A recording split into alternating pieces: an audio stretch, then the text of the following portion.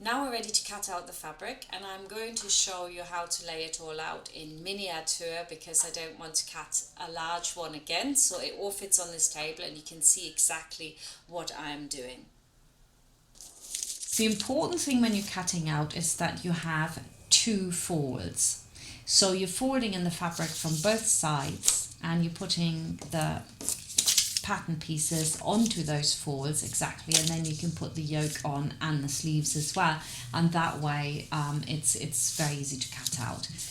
The other option is, especially for the smaller sizes, is to save yourself some fabric by putting the front piece on just as much as it needs, and then you have more fabric left over in the center.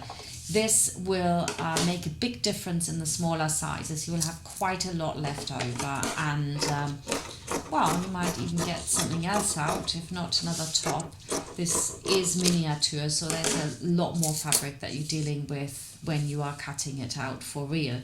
You can have a much deeper fold here, so you fold it over again, and then you can put on your sleeve and your yoke, and that'll do, and you save all that fabric.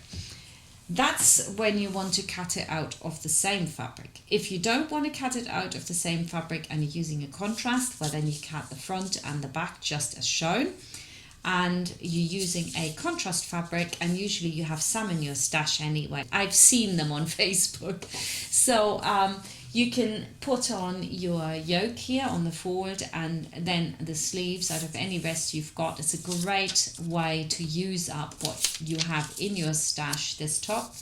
And that's it. We are now ready to sew the whole thing together, and can't wait to see what you come up with. So let's go.